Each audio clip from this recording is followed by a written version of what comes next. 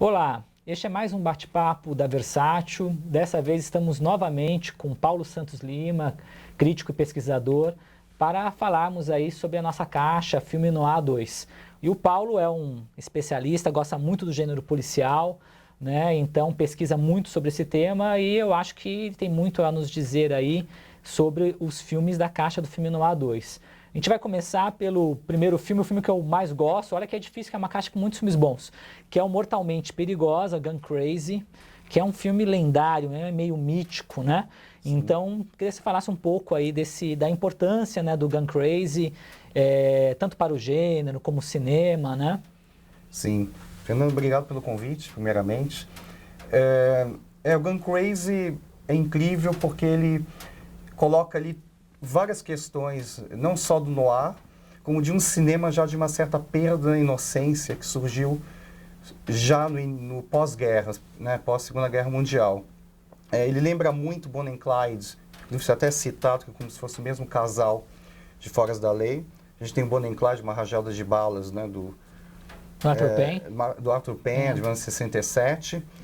E tem momentos antológicos ali que, inclusive naquele primeiro encontro do personagem do Joey Dahl, que é um aficionado por armas, né? Ele tem uma relação toda, eu diria, quase idealista em relação à arma, que para ele a arma ela é feita para não matar, né? Ele tem todo esse princípio, e quando ele encontra a personagem, que me falha o nome da... É a Annie Starr. Isso, Annie Starr. É como se ela colocasse o dado de realidade do mundo. Não, uma arma é para matar e precisamos da arma para assaltar e termos, de certa maneira, um encontro, né, um acesso ao paraíso, né? Essa ideia meio do romantismo em que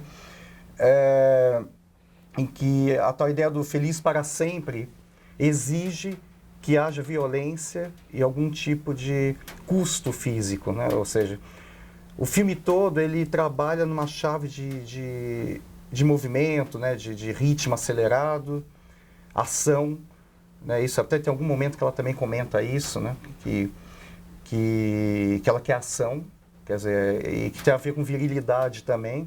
Aquele primeiro encontro deles tem toda é quase uma metáfora, né, do encontro sexual, né, de disputa entre um e outro ali, né, de uma corte sexual tanto deles. que o ali, Lewis né? fala no extra, né, que aquela cena que eles se encontram no circo é para lá interpretar como se fosse uma cadela no cio. Sim, é Né? verdade. Ele fala assim, falou isso para ela, deu essa instrução para a atriz, né, a Peggy Cummins, para ela fazer isso, e realmente tem essa sexualidade, né? Sim, bem forte. Que você falou bem do amor que caminha com a morte, isso. Que é uma constância no filme noir, né? É um tema clássico desse amor com a morte o tempo inteiro, né? Sim. Porque justamente no noir tem esse dado em que tudo há um preço, ou seja, né, você sair do caminho, o mundo vai dar um preço, né, você vai ter uma resposta do mundo sobre isso. E nesse filme é muito forte isso, inclusive o final, né, sem contar o final do filme, para quem estiver assistindo aqui o vídeo, mas tá claro que tem até um impedimento físico ali, porque eles estão asfixiados, eles estão sem fôlego, né, eles estão fugindo e subindo aquela montanha, que muito lembra o High Sierra, o Seu Último Refúgio, do Hal Walsh, né? Que a ideia de se refugiar no espaço de natureza. E lembra, né, interessante também o do Cúmplice das Sombras, da primeira caixa do Losey, que tinha também o roteiro da Dalton Trumbo, né? Sim. Que era aquele roteirista engajado, que foi para a lista negra, um roteirista lendário. E aí uma coisa que me chamou a atenção, até comentei no canal Versátil, foi essa simbologia, alegoria. Tem uma alegoria no final, né? Porque assim, uma das coisas no ar bacana é que as pessoas, você tá vendo uma cena de ação na tela, mas tem todo um subtexto social e alegórico que está além daquela imagem. Sim. E lá tem toda uma simbologia do espaço que eles estão ocupando, né? Naquele momento, com a situação deles, social, situação de exclusão, né? Sim. Então, assim, é muito bacana como o noir codifica isso. Aparentemente, a pessoa pode fluir numa trama policial, se entreter, mas tem também todo um conteúdo por trás sedimentado lá, conteúdo de crítica social, de comentário social, né? Sim, é verdade. É muito bacana, né? Acho que assim, é um filme que me surpreende também, Paulo, não sei se você é a mesma coisa, que essa invenção visual do Lewis, como ele resolve visualmente as cenas, né? É um Sim. filme que tem um preciosismo sem ser uma coisa, digamos, exagerada, estetizante, mas que tem uma invenção visual, um frescor que surpreende, assim. É um filme realmente, eu acho, uma obra-prima da invenção visual, né, do Lewis. Sim. Inclusive tem a famosa sequência, que inclusive é comentada nos extras, né, do assalto ao banco, que a decisão dele foi feita dentro do carro, os atores dirigindo, de fato, a atriz, e depois, né, inverte, né, rodaram por quilômetros, 3 quilômetros ali, e é incrível que, ao mesmo tempo, tem uma concisão muito grande, que está muito próximo ainda dessa ideia de realismo, ou seja, de estar junto a um certo ponto ali, como se fôssemos nós ali no carro, sem sabermos de fato o que está acontecendo lá dentro, né, mas a gente intui, e tudo é acompanhado daquele ponto de vista, né? Inclusive tem sutilmente, né, assim, um zoom de câmera muito bom, que é bem interessante do espectador perceber, né? Que ele dá um zoom quando ela tem um certo prazer de ver o que está acontecendo, ou seja, né, carros talvez vindo atrás, etc. Ele dá um zoom, aproxima o rosto dela para a tela e depois volta. Né? Tem esse tipo de angulação que isso é só realmente alguém com uma caligrafia cinematográfica muito precisa, muito boa, com muita noção, né, de encenação. Que faz, né? Que faz algo assim, Você né? falou bem desse zoom, eu lembrei inclusive do zoom que ele dá no rosto dele, né? Porque ele tem esse dilema moral do personagem de atirar, né? Que ele fica naquele dilema no carro de atirar para matar, né? Então ele pega muito bem isso. Realmente é um filme que, assim, tem que ser visto, acho que revisto muitas vezes. E é um filme que só cresce com o tempo. Você vê que é um filme moderno, que ele consegue realmente, como você falou, ele não tem aquele peso de um classicismo hollywoodiano, pelo contrário. Por isso que é um filme até hoje, a própria Peggy Cummins fala, né, que é o filme que ela é lembrada, é o filme, é a pérola cult, né? Sim, Tanto que ela fala, ela velhinha nos extras, num festival de cinema cult em São Francisco. Então até hoje ela já fez grandes filmes, fez A Noite do Demônio, do Tornero também, mas ela é lembrada pelo Gun Crazy. Sim. E junto com o Gun Crazy na caixa, tem um outro filme muito interessante, que é o Justiceiro, do Elia Kazan, um dos primeiros filmes dele. E é um filme muito interessante. Queria que você falasse aí dessa coisa que chama do docu noir, desse realismo, e da proposta aí por trás do Justiceiro. Bacana, porque o docu noir tá em alguns exemplos na primeira caixa, né, do noir, e nessa também, né, tá em outros filmes também, do Anthony Mann, inclusive. O docu noir é uma grande, assim, eu diria que uma forte influência, ele vem muito fruto do pós-guerra, ou seja, a partir da realidade da Segunda Guerra Mundial, o cinema não poderia ser mais tão inocente de não trazer para os filmes certa realidade mais dura, mais bruta. E o neorrealismo italiano, que é outra influência muito forte. A gente tem o Cidade Nua, do Gilles Dassin, que é um grande exemplo também de filme noir, de um certo filme policial realista. E de certa maneira, o Justiceiro, o Kazan, no caso, eu considero um grande cineasta, a partir de uma filmografia que se estende até os anos 60 com muita força, né? Os anos 70 e os anos 60, até eu acho que ela é muito importante. Ele trata de certas chagas, mazelas eu chamaria América, mas no caso Estados Unidos. Ou seja, ele é um imigrante que vai para os Estados Unidos, né, já muito criança, tem todo aquele problema dele com o macartismo, porque ele denunciou colegas, ele delatou colegas, né, nos inquéritos, né, quando ele foi chamado para depor. E uma curiosidade, fazendo parênteses, o Lee J. Cobb, faz o personagem do policial, do Robbie, policial, ele trabalharia depois no Sindicato de Ladrões, um papel fenomenal dele, né, ele está incrível ali também, em 54, do Kazan. E ele também depôs a mesma maneira do Kazan, ou seja, ele depôs delatando certos nomes de supostos comunistas que ameaçariam os Estados Unidos naquele momento.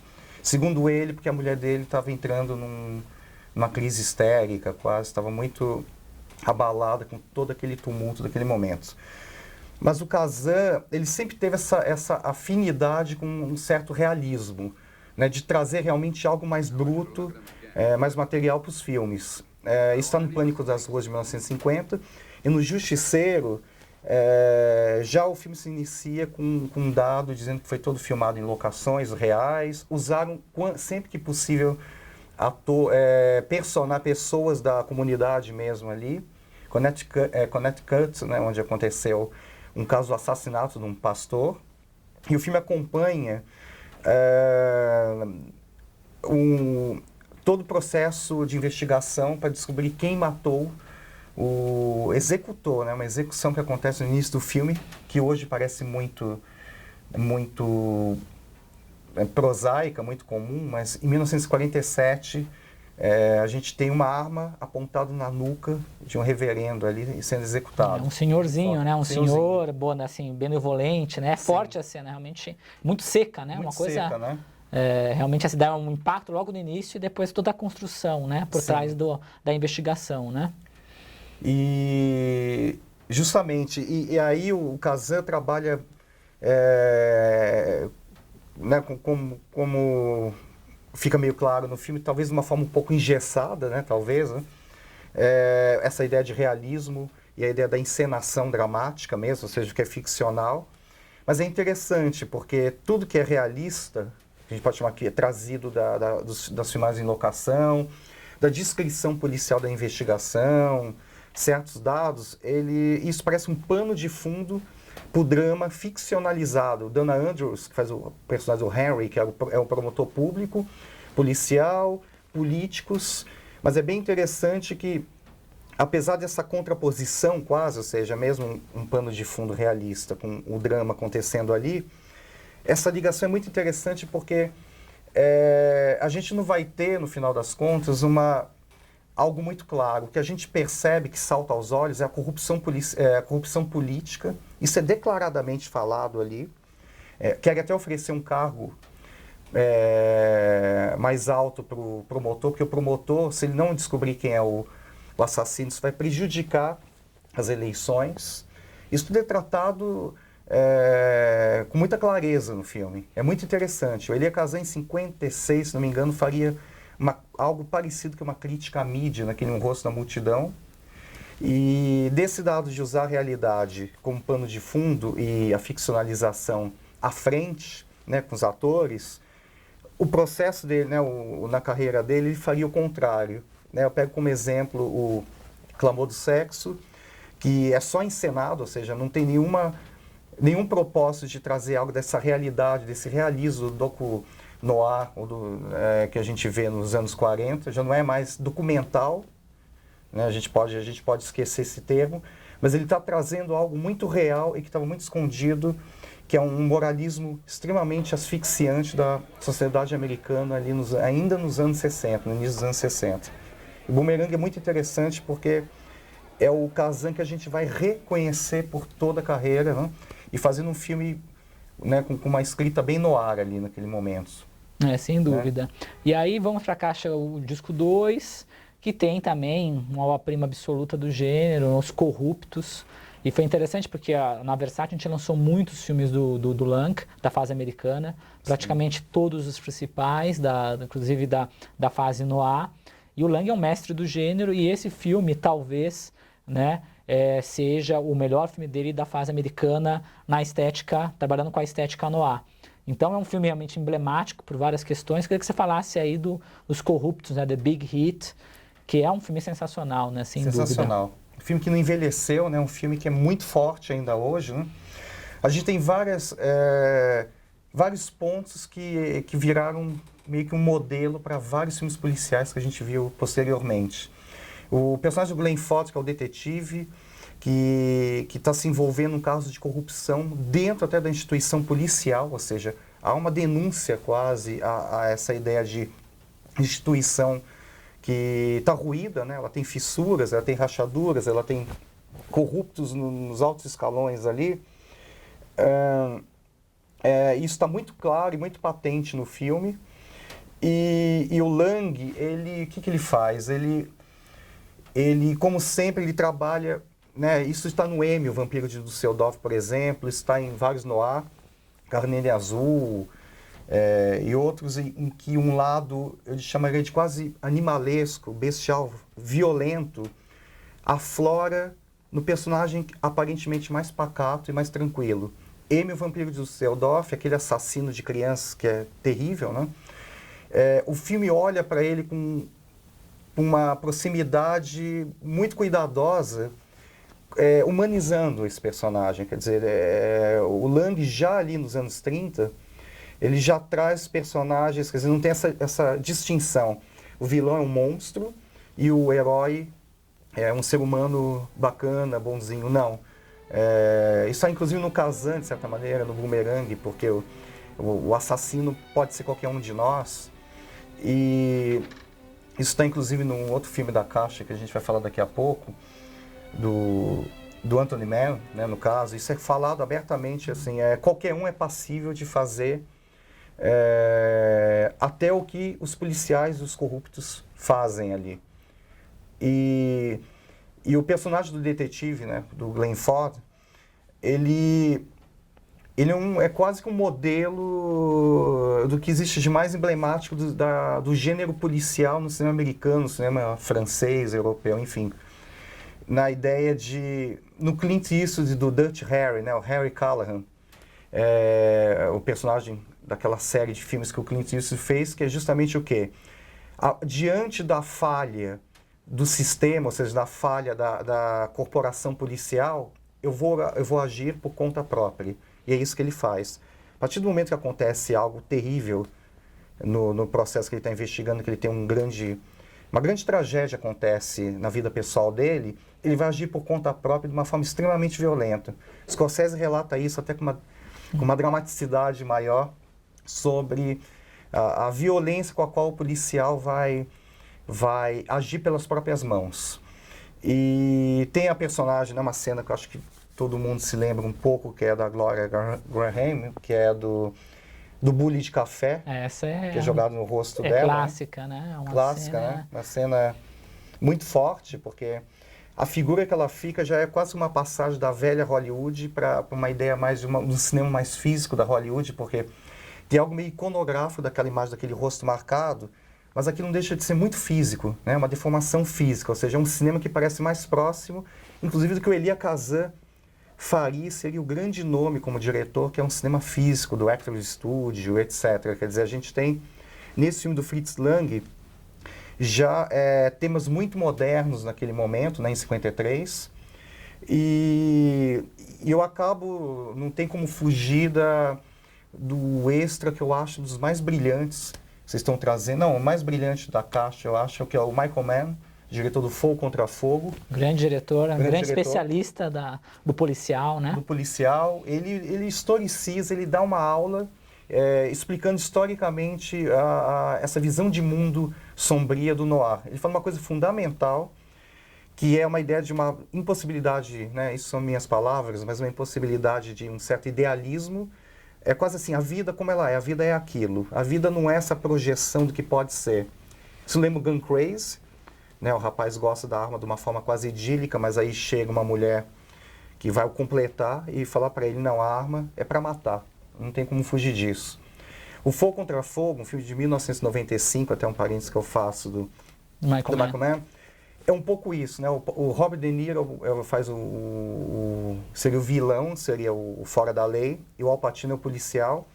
E, na verdade, o grande sonho do personagem do Robert De Niro é fazer um último assalto, né? Uma ideia bem manjada, mas brilhante ali, e para sair do mundo do crime.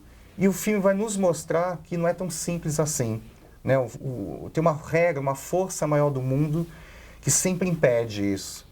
Isso é muito languiano também, porque, né, trabalha muito realmente nessa chave de que não tem muito o que ser feito, né? O Michael Mann até comenta sobre o existencialismo, né, francês. Ele vê uma coincidência, né, daquele momento. Uma espécie de fatalismo e também umas engrenagens da sociedade, né, que te envolvem. Sim. Aquela realidade, uma realidade bruta que se impõe.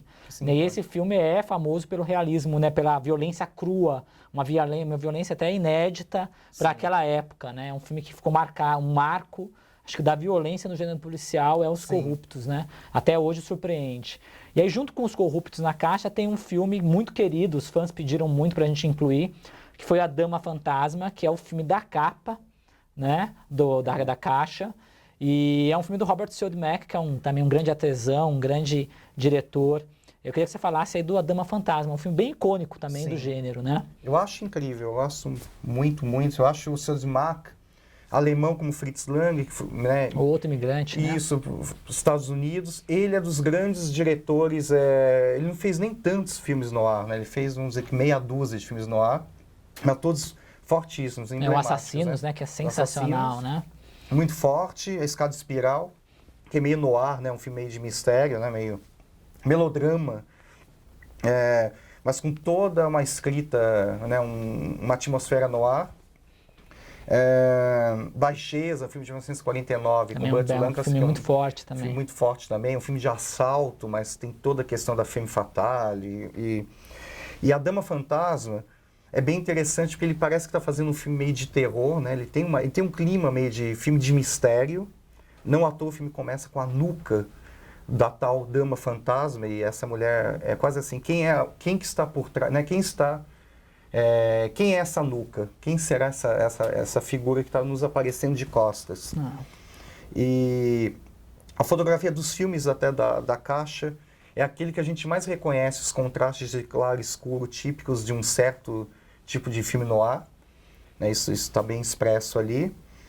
E eu vejo muitas referências. Ele é quase um filme já metalinguístico, ele é autorreferente. A figura do assassino no filme, que é a figura mais forte do filme,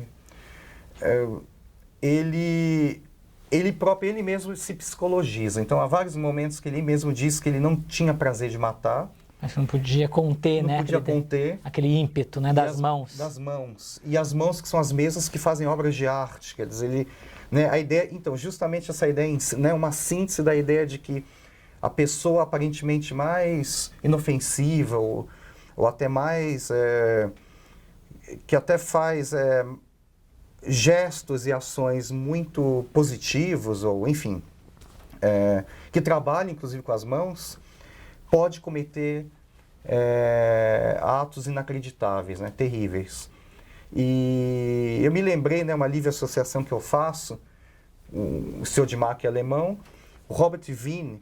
É isso que eu ia falar. Né, ele tem um filme de 1924 ou 26. Depois foi refilmado As Mãos de Orlac. As Mãos de Orlac, isso mesmo. E aí eu sinto muito essa influência que ele traz do expressionismo alemão em algumas cenas do filme, a cena da introdução do assassino, né? Não é um spoiler, não vou falar quem é o assassino, mas a introdução dele é brilhante, um ator que valoriza muito essa questão das mãos, o jogo de luz e sombras e como é introduzido, tem uma estética expressionista muito forte lá. Muito forte, é verdade. E assim, é um filme que mesmo o roteiro, às vezes, traz algumas facilidades, algumas convenções, talvez românticas, um alívio cômico, que soa um pouquinho fora de tom, mas que o Siodmak, na realização, na mise-en-scène do Siodmak, que é muito criativa, muito cinematográfica, ela supera aquilo. Então, a cena, por exemplo, do improviso do clube de jazz, eu sempre cito essa cena, é genial. Sim, é genial. Como a cena é construída, os planos, as angulações, é uma aula de cinema. Que quando ela na verdade, vai fazer a investigação por conta própria, né? Com aquele músico de jazz, eles entram numa sequência lá, num clube improvisado de jazz, aquela cena é puro cinema, né? É puro cinema, é genial. Inclusive como ele introduz, porque, né, eles chegam, né, ela está seduzindo ele, e ele visivelmente é um tarado, eu não sei se nos extras aparece isso, eu li, que o filme é muito forte para a época, o filme é de 1944. 44, exatamente. E tem uma subjetiva dele olhando de baixo acima as pernas dela. Tem assim, uma lascívia, né, um desejo, e eles pegam, assim, mesmo com um código, aquela coisa de censura, passou, mas é um filme que tem essa sexualidade latente muito forte. Muito forte, né? E a mulher também sabendo usar o corpo como objeto de sedução, né? Sim. E conscientemente. E a capa, vou falar até uma coisa engraçada, a capa é enganadora, essa capa do filme Noir 2, a capa é muito linda, mas dá a ideia que a femme fatale é a atriz, mas a personagem dela não é a femme fatale do filme. Então você espera que ela vai ser uma femme fatale, mas não é, ao contrário, né? E aí no disco 3 tem duas pérolas que são filmes pouco lembrados, mas injustiçados, na minha opinião, que realmente a gente trouxe agora nessa revisão aí com essa caixa. Primeiro falar do filme do Anthony Mann, que é O Pecado Sem Mácula. Sim. Que é um outro brilhante filme noir do Anthony Mann, né? Que o pessoal lembra muito Faroeste, mas é um grande diretor de filme noir. E aí que você falasse um pouco dele aí do... Eu acho incrível, né? Side Street, né? Side com Street, o casal do Amarga Esperança. O casal, repetindo, Farley Granger e a Cathy O'Donnell, né? Isso, os dois. De 49, né? O filme de 49. Um ano depois um ano depois, acho que o filme... depois, meio que junto. Ele foi filmado meio em 49 também, lançado em 50, não é isso? Pegaram o mesmo casal, inclusive a publicidade trabalhava muito a ideia da volta dos dois, que tinha feito sucesso o filme, né? O Amarga Esperança, que nós lançamos uma ótima edição pela Versátil, e aí fizeram em cima com o mesmo casal. Sim.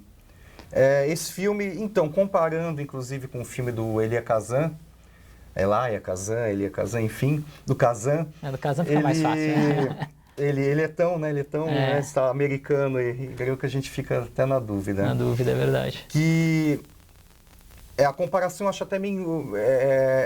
É ruim para o filme do Kazan, que eu acho muito bom por essa denúncia às instituições, a política naquele momento em 47. Mas num pós-guerra, né? Os Estados Unidos saíram, né, 2 anos da guerra, enfim, já tem um filme meio falando, olha...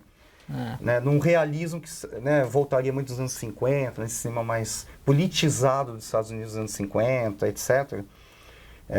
Alguns exemplos. Mas eu acho esse sim um filme realista por excelência. Né? O modo como ele filma as ruas ali, o Anthony Mann, e tem uma perseguição final de carro é genial. Que é genial. Tudo feito em externa, não é feito em estúdio. E tem uma agilidade, né? Sim. Como eu fiquei impressionado, como o Mann domina, né? A linguagem, os planos, assim. Ele tem um domínio técnico que é algo extraordinário, Sim, né? É impressionante, né? E ele falando de Nova York, quer dizer, no início, quem está narrando o filme se não me engano, é um policial, né? Ele vai narrando com dados, né? Vai dando estatísticas, inclusive. Estatísticas, é documental. Isso é uma introdução que poderia estar no documentário daqueles anos, né? Daquele momento. E dados mesmo, não sei quantos milhões de habitantes. Quantos nascem, quantos morrem. Quantos morrem, quem podem ser os criminosos ou não, né? Ele vai... Nova York é essa cidade que tudo pode, ou seja, tem os bons, tem os maus, é uma cidade cruel e ao mesmo tempo familiar, né? Ele vai até adjetivando... Sempre em contraposição, aquela introdução no início é brilhante. Tem aéreas, né? Aquelas tomadas aéreas são muito bacanas, muito fortes. Né? E a partir da história, né, de um carteiro que quer melhorar de vida... De novo, aquela coisa, né? Que você quer algo mais do que você pode e você é punido, né? Porque falou, acho que tem um extra no disco que é muito bom, não sei se é o Elroy, quem fala que, assim, o filme noir você está ferrado. Sim. Você fez algo de errado e você está ferrado. Você vai pagar por isso. Você vai pagar por isso. Né? Que ele faz algo, ele sai da linha e sofre as consequências. Sim. E justamente, e apesar dele... Então, e fica muito claro um parentesco dele conosco. Ou seja, imagine em 49, 50, o espectador vendo o filme falando, não, eu poderia ser esse carteiro, quer dizer, eu poderia ser esse carteiro que... De repente viu um dinheiro ali, que é um dinheiro ilícito ali, né? Nem estou contando muita coisa, porque você logo no início do filme. E o que ele faz? Eu vou pegar porque isso não vai fazer falta, afinal de contas eu estou, né, dinheiro roubado, né, dinheiro achado, né, roubado, enfim. Ele pega esse dinheiro que, na verdade, ele não rouba de alguém honesto. Só que as implicações existem ali. Né? E o filme vai acompanhar isso e ele, muitas vezes, ele age de uma forma muito hábil, dentro do pavor que ele fica porque ele fez algo errado, ele começa a ter uma certa... Ele vai pegando um pouco o jeito de tentar se safar daquilo e salvar a esposa dele, que tá, enfim, vai ter filho. E tem uma curiosidade bacana, eu não falei da Aurora Miranda no filme do... que é a irmã da Carmen Miranda. Ela até tem um papel interessante ali, porque ela canta lá num show e depois ela reaparece lá. Mas a Jean Hagen, que é a atriz que fez a personagem tagarela do Cantando na Chuva, ela é uma espécie de femme fatale nesse filme, né? Ela é uma figura forte ali, porque ela... É verdade, eu nem me lembrava disso. Na verdade, eu até pesquisei, eu não lembrava, ela, porque o rosto dela é um rosto reconhecível, quer dizer, 2 anos depois ela faria Cantando na Chuva, E é muito bacana o personagem dela, porque, enfim, é uma alcoólatra, enfim. Isso, realmente, é um personagem bem interessante. Mortes muito fortes ali naquele filme também, né? É uma violência também, eu acho que quando ela vem, ela surge com força, né? Com força, né? E o Anthony Mann sempre trabalhando com muita habilidade a ideia de personagens em espaços. Isso ele vai fazendo no faroeste de uma forma brilhante, fantástico, né? Realmente, ele sabe trabalhar muito bem isso, né? E personagens sempre um pouco abalados, acho que é um bom termo. A gente tem nos faroestes isso muito forte, até com James Stewart como... aquela série dele com James Stewart, né? Isso. Com um certo capitão Lockhart, né? Que é ótimo. Isso. E ele, né, tem como se fosse uma fragilidade junto daquele homem embrutecido. E o Stuart Granger, nesse filme, o Side Streets, ele, de certa maneira, ele é um desesperado, né? Ele é um desesperado que vai ter que tomar uma certa força, né? Ele vai ter que meio que assumir um papel mais ativo ali, a partir do que ele fez. Quer dizer, é meio que uma ideia realmente dele assumir a responsabilidade dele sobre as coisas. E o filme é muito... Inclusive, né, voltando à sequência que vale a pena observar, como ele filma aquela sequência... No final, da perseguição, né, dos carros. Planos próximos, planos afastados, cortes muito rápidos. Nossa, é uma modernidade, é uma invenção visual muito legal. Muito legal. Aí um outro filme da Caixa, também de um outro grande diretor, o Fred Zinnemann, né? Todo mundo lembra Pro Matar ou Morrer, O Homem que Não Vendeu Sua Alma, O Passo da Eternidade, que é o Ato de Violência, que é um filme que logo do início ele te prende. Aquela sequência inicial é brilhante, em que você vê o personagem do Robert Ryan pegando uma arma, de repente indo para um lugar, você não sabe o que ele vai fazer. E aí começa um filme que traz, que eu estava comentando com o Paulo, que as pessoas associam erroneamente não há apenas a ideia de uma trama, de um detetive particular, narração em off, luz e sombra, femme fatale, mas esse é um exemplo, que não é nada disso, é um drama com questões morais que mostra essa questão, essa contraposição, né, entre uma vida suburbana, um American Way of Life, uma vida solar e uma vida sombria, noturna, de trauma, de vingança, que é justamente no personagem do Van Heflin, a relação dele com Robert Ryan. Sim. É um filme de vingança que mostra esse lado negro que é materializado no filme. Então eu queria que você falasse um pouco dele, é um grande filme. Foi um filme que eu adorei ter lançado, é uma pérola do gênero. Sim, o Zinnemann, outro imigrante, né? Ele é austríaco, foi para os Estados Unidos. Ele se alinhou mais a um estilo de cinema, então, mais ligado à dramaturgia, aos escopos psicológicos dos personagens. É interessante que nesse filme ele ainda está bem atido, bem ligado a algo muito bacana, que é essa realidade ali do país naquele momento. A gente não vai ter muito isso nos filmes posteriores dele, talvez no Matar ou Morrer também, que são os dilemas morais, né? Ele trabalha muito com isso. Quer dizer, nesse filme, ele, na verdade, a construção dramática dos dois personagens, né, do Van Heflin e do Robert Ryan, ele quase põe de igual para igual, que é muito bacana. Ou seja, a gente não consegue ter, com a figura do Robert Ryan, que é meio sombria, né, uma figura que chega, mas a gente... Fisicamente, né? Ele manca, né? Ele manca, é verdade, ele manca. Mas a gente acaba tendo, não uma afeição a ele, mas a gente não consegue ter uma aversão. E isso deixa a gente um pouco sem entender direito a relação, né, do filme. Quer dizer, parece que o Van Heflin, o personagem do pai de família, que supostamente está sendo ameaçado... Né, líder da comunidade, que organizou, inclusive, lá a construção das casas, é um construtor, um empreiteiro, pessoa admirada, né, começa num discurso. Sim. Né, o pai de família, um pai amoroso, o homem atencioso com a esposa, né, perfeito marido da família suburbana americana. Sim. Esse ideal, né, justamente, né? Quer dizer, o arquétipo da família média americana ali, né, né, inclusive tudo iluminado, né, de uma forma toda mais, né, até solar, na fotografia, né? É sempre aquilo, há sempre algo por trás, né? Sempre uma zona escura, né? Zona escura. O universo não há por trás do universo solar, do universo solar, não é? A ideia de que, né, na aparência, né, olha, nessa aparência dessa América em que está tudo... Né, a América, ela própria resolveu, inclusive uma Segunda Guerra Mundial, e ela agora está prosperando. Aliás, o Michael Mann comenta sobre os corruptos, esse momento dos anos 50 dos Estados Unidos, em que existe uma grande... né, existe uma grande... bonança econômica. E uma sensação de bem-estar, de satisfação. Satisfação. Mas havia várias questões, né? Várias questões estavam ali. Inclusive, essa ideia de que há algo por trás, é um lado B, que a gente não sabe sobre o que aconteceu de fato ali na Segunda Guerra Mundial. Robert Ryan é um personagem que vai nos dizer, né, mais que pro personagem, pra gente, olha, as coisas não foram bem assim. E é muito interessante que o Fred Zinnemann sempre foi muito bom nessa construção dramática, está no A Um Passo da Eternidade, que já é um filme que parece que não está olhando para a América e talvez nem tanto para a Segunda Guerra Mundial, mas mais para o drama pessoal de personagens, né? Mas nesse filme, 49 também, né? Acho que 48, 48. É muito interessante que é um momento histórico em que um cineasta não consegue virar as costas para essas questões fortes da tradição do cinema noir. O mundo, o que é esse mundo, né? De onde vem e aquela sequência que eu estava comentando com você antes, que quando ele vai para a noite, e aquele mergulho, quando ele anda pelas ruas de madrugada, desesperado, com um dilema moral, é uma sequência emblemática, né, assim, visualmente, do que é o noir, como a sequência da escada, em que ele vai, presta atenção nessa sequência, em que ele conversa com a mulher e revela o que aconteceu na Segunda Guerra, a relação dele com a do personagem Robert Ryan. Como a cena é iluminada, e como é uma coisa importante para as pessoas entenderem.